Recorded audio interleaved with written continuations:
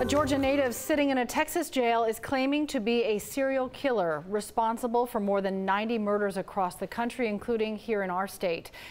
Evan veteran law enforcement investigators say they're stunned. They say they've never heard anything like it. And a Texas DA tells John Sherrick that the man knows details about the cases that nobody else could possibly know. He is 78 years old, born in Reynolds, Georgia, now in prison, and investigators say he's finally talking. Samuel Little is suddenly claiming that since 1970, he has traveled the country, committing more than 90 murders and getting away with them, including in Georgia and in Texas, where he just confessed to a 1994 murder there. District Attorney Bobby Bland tells me from Texas that Samuel Little knows details about all those murders that no one but the murderer would know.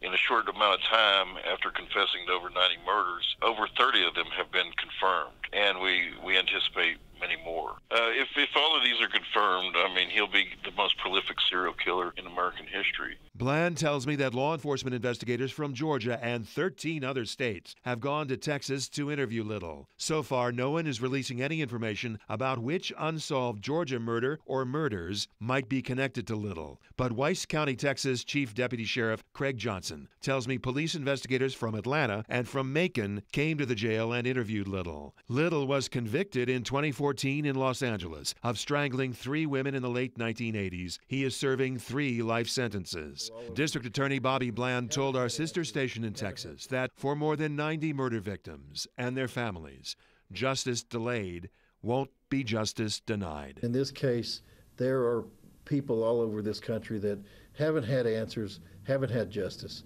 but now they will.